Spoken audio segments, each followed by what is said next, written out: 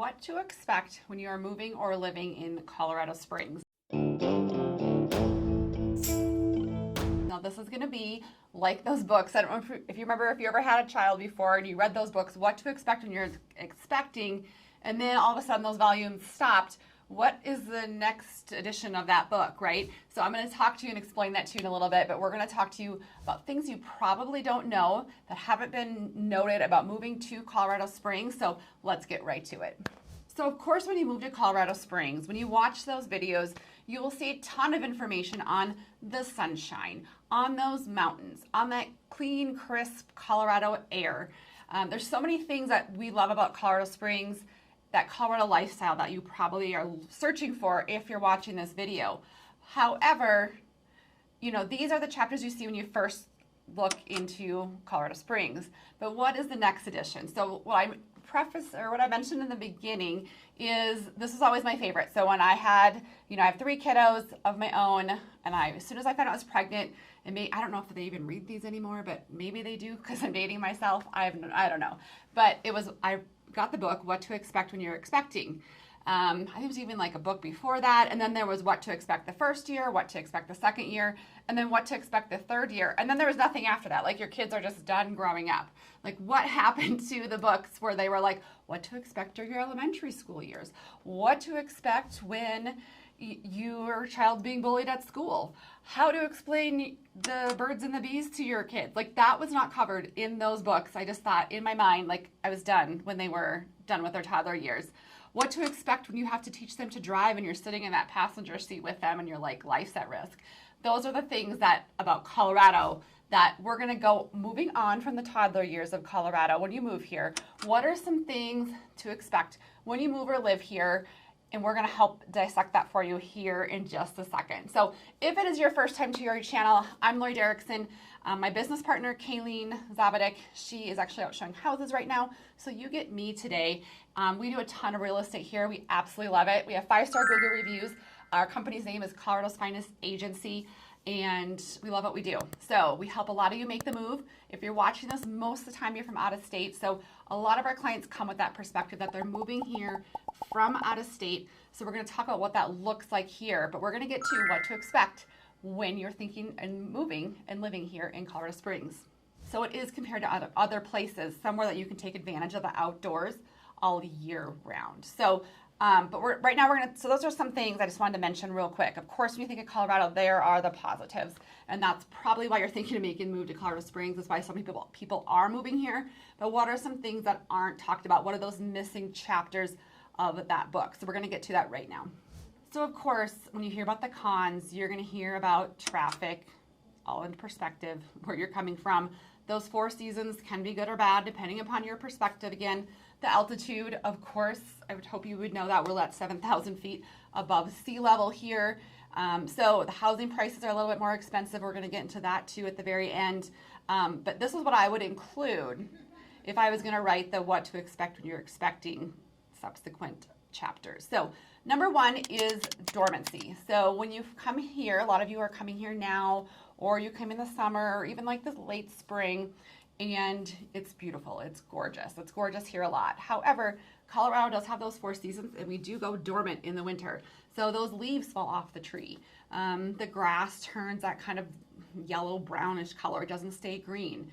You do have that feeling where you don't have those plush green leaves. And so if you're used to living like in Florida, Arizona, Texas, even California, maybe even like those Washington areas where you have all year round those green leaves and that green grass. It's not like that here. We do have a dormancy period here in Colorado Springs. All right, so I do have 11 points that I wanted to talk to you guys about. So you'll have to hang in there with me. I'll try to go through them quick. But I think they're all kind of important if you're thinking of moving here. I know you're taking your families or you and yourselves when you're moving across country. It's not a small deal. We help you guys do that as seamlessly as we possibly can. We know the emotions that go with that, so anyways, but I do think these are different things that you need to know. So number 2 is there's different parts of town in Colorado Springs, and I'm going to sidestep around this a little bit. Colorado Springs is a larger city. We're not huge like Denver, but we definitely are a larger city when it comes to it. I want to say we're at like I know Colorado Springs, if you look online, it says it's like 400 or 500,000, 600 maybe. But you got to think that we are a growing city. We have Monument, now Peyton's part of it. You have Manitou Springs, Old Colorado City, Fountain. You know, we're even getting closer to that Castle Rock. So we're kind of feeling like that more of that 800,000 population here in Colorado Springs, I would say. And with that comes the growth. But in that, there's very different parts of town. Now, like I said, I'm going to always reference Minnesota because that's my perspective. When I grew up there, and again, I was pretty young, but there's different suburbs. Sure, each of them were a little bit different. You know, one had a little bit more money, one had a little bit more lakes, one had, I mean, and, you know, there was obviously good and bad parts of those towns as well. I would say Colorado Springs is a little bit more of that, like, on steroids. So, and we'll talk about, you know, crime rates and that in a little bit here as well. It is just a different feeling here in Colorado Springs. You have Manitou Springs, which is very eclectic, older homes. You know, Old Colorado City, same type of thing, very touristy. You have the southern part of Colorado Springs, which is the Broadmoor Bluffs, very stately. The Broadmoor Hotel is down there. Cheyenne Mountain Resort. Houses were built around the 2000s. There's a lot of square footage. You have that NORAD mountain just kind of staring down at you. A gorgeous part of town, but very different. And then you have like Fountain, the southern part of Colorado Springs, the airport, a little bit more industrial, I would say at times. And then, you know, I live in Briargate, northern Colorado Springs. I'm actually moving to Monument. Then you have Peyton, which is out east. Those are all very different parts of town. And I think your perspective on the city is different for what part of town you live in. And so get yourself a good real estate agent and let's have that conversation about what's important to you and where you want to live, what kind of lifestyle you want. And then we can kind of help you navigate that, because that is something that I wanted to mention, that in Colorado Springs, I would say it's a city that has a lot of different parts of town, a lot of different feeling types of lifestyles within this city. So when you think of Colorado, everyone thinks of the mountains. Everyone. I do too. I'm like, Colorado, gorgeous, beautiful. And I'm not saying these parts of Colorado are not beautiful, but if you haven't been here yet, it is. So my son actually goes to college. We just took him, so it's a whole other like emotional issue for me, to Kansas to go to college. And when you drive from Colorado Springs, as soon as you get past like Peyton, you lose those mountains. And then you drive up to Lyman, about an hour and a half-ish. And then it's another, like, I swear, it's like 2.5, I can't remember, hours that it looks like Kansas. That part of Colorado, like if you take Colorado and split it in half, this part of Colorado is Kansas. And then if you go south of Colorado Springs, you kind of get a little bit more desert-y as well. This is more Kansas. This is more like desert, like Pueblo. I'm not going into it. It's just very different. So if you're thinking of Colorado Springs and Pueblo, very different cities, and we can talk about that. A little bit more industrial, more like desert-like. And then you go west, and you have like the mountains that you think about in Colorado all the time. Then you can even get to like more of the western slope, which is where Kayleen grew up, and that's also different as well. But Colorado, this part Kansas, this part Colorado. So just think about that. Colorado is not all the same. We're actually a pretty large state. So when you think of that Colorado lifestyle, let's talk about it. Next one, I'm not really quite sure how to explain it. I don't think I have it quite down, but we're natural beauty, we're not contrived beauty. So by what I mean from that is, if you want that feeling, so we've had clients come out. I'll give you a couple examples. We had one client I met for lunch at the Broadmoor. They were from California. They were kind of newly getting into the relationship, and she wanted that feeling of going to high-end stores and really fancy restaurants. That's not Colorado Springs. Do we have a couple of those? Sure, absolutely. Can you get dressed up and go out to dinner? Yes, we are a bigger, larger city. But are we that luxurious, large town, Denver, New York? I mean, even Denver is a little bit Colorado-esque. But those big towns you're thinking of where you're going to get all these fancy bells and whistles, we are not. We are Colorado. I always call us a little bit granola. If you want to go high end, and then the other story I was going to tell you is I had a client come, they actually moved here. And they live in Colorado Springs, and they always play with the idea of moving to Denver because she thinks there's not as much to do here. Now, 95% of our clients love it for that fact that we're not like Denver. But if you want that high-end shopping, like those Cherry Creek districts up in Denver, we don't have that either. So again, we are natural beauty here in Colorado Springs. All right, so I think I'm on my 5th point here. So this one is dryness. And so this is probably mentioned in those earlier chapters of the what to move or what to expect when you're moving to Colorado. But what is the extreme of the dryness and what does that mean? So it is really dry here, not only lotion-wise, hydration-wise. You can feel it. It's something our clients always talk about is the dryness. And I love it because I don't love humidity. But if you don't like it completely dry, this might not be the place for you. Because of that, grass is really hard to grow here. You don't get those lush flowers, even in the summertime. If you're a gardener and you think you're gonna get those, I don't know, hydrangeas and whatever, petunias or whatever, that are big and lush and just you can feel that humidity and that makes them grow to look like that. We don't have that here. It's pretty dry here in the summer and the winter time. You know, humidifiers are kind of built into our furnaces sometimes. So it is dry here. So not just like dry, but it's really dry. Number 6 is houses are different. So when you are moving here from anywhere really, they're very different than Minnesota. Minnesota has those like, you know, lush grass areas, sometimes more stately homes depending upon where you're living. Of course, there's the new build areas. You have the lakes. We just don't have that here. If you are coming from Texas, you have those big, huge brick houses. We don't, maybe some. I've had one client move into a brick house. Other than that, we don't have that here. If you think that we had like those, so I was in Tennessee, Missouri, I want to say, for a baseball tournament for my son, and they were like, that is an amazing house. Of course, it was like half the price of what it would be here. And those lawns were flat and lush. We don't have that here, very rarely. I'm sure you can find some to prove me wrong, but our house style is different than many parts of the country. And that's what our clients say when they come out, and we kind of take you around, show that to you. Land is expensive here. So houses are different, have a different perspective. They're gorgeous homes as well. They're just different. So just know that when you're moving here is that we have a different home style than you are probably used to, and we can help walk you through that. 7 kind of goes along with 6, but I wanted to make it a different point, is that show me the land. So many of you call or reach out, text, and you're like, well, we have even $1 million, you guys. I know that's sounds crazy, but you have $1 million, you want a couple acres, you want this new home. That's tough. And then you're going out east. Remember, we talked about Colorado. This part looks more like Kansas. So there are some of those communities where you have a little bit more acreage, a little probably over $1 million if you're staying close to the city. But you would be out in the plains if you wanted acreage at $1 million in a nice, beautiful home. So land is expensive here. For the most part, in Colorado Springs, we talk about the city itself. If you have a 0.3 of an acre, you're looking pretty good. So if you go to Woodland Park, maybe it's just Woodland Park is, you know, a little bit further away up that pass, a little bit colder, but you can get a little bit more land, maybe for a little bit more reasonable price. But if you're still talking acreage, you're still over $1 million usually, unless you're going to put like a little box house on it. So show me the land, you get to show us the money. We're on point 8. We have 4 more points left, 8, 9, 10, 11. And I think 11 is kind of interesting, so stay with me.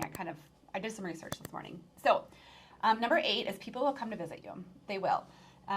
People love Colorado. They love to come visit, especially if you aren't like super out east. I mean like east of Peyton out there. So, but people love to visit you in Colorado. So maybe have a spare bedroom. Maybe be prepared for that, or like get yourself in the mindset of that, hey, people might come visit. A lot of our clients actually move here, and then like my family did, they kind of like have the migration to Colorado after they move here. I think people get here, if you're bringing their grandkids here, a lot of grandparents tend to follow sometimes, or their friends come to visit and they fall in love with it. So just know that people might come to visit you. It could be a pro and it could be a con. So number 9 is, this is when you pass the toddler years, you're in kind of like that elementary school years and junior high, and it's probably what you tell your kids, get involved. Even as a parent, or you want your kids to acclimate to living here, to kind of transition here, you need to get involved. So I would say 95% of our clients love it here. They get here whether they've been here before or not, and they love it. But those 95% of them get involved. They moved here for that lifestyle. They moved here to go to those weekend warriors, we call them, to go to the mountains. So they take advantage of all the activities here in Colorado Springs. This weekend's Labor Day. We have the Balloon Festival where they launch off hundreds of hot air balloons. Say water balloons. Hot air balloons. We have the Pikes Peak Rodeo. We have the Switchbacks downtown. We have the new Ford Amphitheater. They go to Castle Rock, take advantage of that. So the people who are, there's also mom groups if you're getting involved here and you're moving here and don't know anybody, but the people who love it here are the ones who take advantage of getting involved of all that Colorado has to offer. So you're moving here, so enjoy those hikes. I'm just not a huge, I love the Colorado outdoors. I'm not a huge adventurous sports person, so if you're like, that's not me, you still can love Colorado. But people who do love that are absolutely crazy and do crazy things. But my whole point of that is if you move here, find something to latch onto, find something to get involved in. It will help your transition and your family's transition as you move here to Colorado, or I guess any place. So number 9 is get involved. Okay, so number 10 is every place has its pros and cons. So we run the Colorado Springs What's Going On Facebook group. There's probably 52,000 people who are on that right now. And people always get on there and always ask, what do you love about Colorado? Should I move there? And like, I swear the people who respond are like, just, I don't want to say the worst people, but the most negative people ever. And people are like, it's crime's out of control. I mentioned it. Did I mention that? I'll get back to that. So maybe there's 12 points. Crime's out of control. It's so expensive to live there, which we're going to get to. It's homelessness. The weather's crappy. I hated it. People are mean. Like, I'm like, well, where have you lived before? Where do you want to live? I'm always like, where do you want to live then? So, but know that every city does have its pros and cons. Is Colorado Springs perfect? No. I don't know where you're going to move, where it is. I love it. Like, I've stayed here for years. I plan on retiring here. And Kayleen will tell you the same thing. But is it perfect? Absolutely not. There's pros and cons to any city that you're going to live in. And so go into it from the mindset that Colorado Springs or Colorado in general is not perfect. Is there politics involved? Sure, there is anywhere. I really don't feel it because I just don't get involved in it too much. But it's just not perfect. And so if you know that you're moving to a city, a larger city, that's going to have some growing pains, that's going to have some pros and cons, I think you're going to be more prepared to fall in love with Colorado. All right, so my little segment here that I'm squeezing in, maybe it's 10.2, is crime. Sure, there's crime. And if you look it up, Colorado Springs does have a pretty high crime rate. I will not sugarcoat that. However, again, it has to kind of go with number 2, is there's different parts of town. And Colorado Springs is getting to be a larger city. And so with that comes our growth, growing pains. And with that comes, the crime rate that comes with a larger city. And so it is important to know the areas of town. Again, they all have pros and cons, but I'm not going to say too much on that. But just know that I would feel like I can go for a walk at night. I let my kids go to the park by themselves. I let my kids, I just feel safe allowing them to do so. Of course, in this day and age, am I, cautious on, being smart about things? Do I have my daughter who's 16, bring a pepper spray on her keychain? Yes, of course. All those things. So it does pull a high crime rate, but I would encourage you to come visit and let's go explore the areas and kind of give you that true perspective of kind of what that looks like. Okay, so for number 11, our final point, I'll put some graphics up here, but this was my research I did this morning while I was having coffee with my husband after I worked out, and that was a whole nother, it was a lot today. So, it's expensive. So you're going to hear that all the time. It's expensive. Sure, it's higher than some of the other parts of the country, absolutely, but you're living in Colorado. So if you want to go move to Ames, Iowa, no offense to Ames, Iowa, or some other cities I won't mention in case I hurt your feelings, then sure, those are going to be cheaper. If you're moving to Colorado and you want a larger city, Colorado Springs is actually cheaper than most of the places to live here in Colorado, unless you're in that Kansas part of, or maybe that southern part of Colorado. So I can't remember the website I pulled it from. I looked at that this morning. It's probably on these graphics actually. But every year it takes a look at, how much money does it take for a family to live comfortably, a family of 4. It also does singles as well. So I don't know how it doesn't equate to it. But anyways, how much money does a family need to make, a family of 4, to live comfortably in that city? And it looked at 100 of the larger cities in the U.S. And Colorado Springs ranked number 44. So I think number 1 was the best as being the cheapest, so 44. Denver, I can't remember the ranking, but they were higher, obviously. So yes, it is more expensive to live in some of those other cities that might not be quite as big or the same size, but just not in Colorado. So just to give you some perspective about here in Colorado, and you'll see the graphics to other cities. So if you want a more affordable place to live, then maybe Colorado Springs isn't for you. But Fort Collins, which is also on that front range here in Colorado, 272,000. So it actually is more, because Colorado Springs is 262,000. So I will tell you that a lot of our clients do not make that much money a year and have 2 or more kids. So, you know, it's just about perspective and your lifestyle and how you're going to, I don't know, how you're going to approach that. But a lot of our clients do not make that much money, but this is just from this study, so keep it with a grain of salt. But I just want to talk about expense. So 262,000 for a family of 4 to live comfortably. Now, what does that mean? You can dig into that study more. Fort Collins, 272. Denver was 292, so again, more expensive in Denver. And then you get into all those mountain towns. So you have like Breckenridge, 350,000. I would say at minimum to live. Like the housing prices in Breckenridge are like average of 900,000. Here in Colorado Springs, our average is around 500,000. So is it expensive to live here? Yes. So let's look at housing costs when you come here. We never want our clients to be house poor. We want you to be able to take advantage of that Colorado lifestyle. The nice thing about Colorado is that a lot of things are free. You can go on those hikes, take advantage of those outdoors. You know, there's ski passes for free, or not for free. There's ski passes that help make skiing more affordable for you. But there is a lot of outdoor free activities for you and your families to take advantage of. So we always help you navigate that, talk to lending, talk about housing prices, and where you want to fall, that you're comfortable with that house payment, and that lifestyle when you move here to Colorado. So that is my edition. I hope you enjoyed that, of what to expect when you're expecting to move to Colorado or live here in Colorado Springs. But these are the chapters that were not published. I just published them. So if you're thinking of making the move, reach out. Kayleen and I help people make the move all the time here to Colorado. We absolutely love it. You guys become our friends. If you watch any other videos, we like to show you the streets.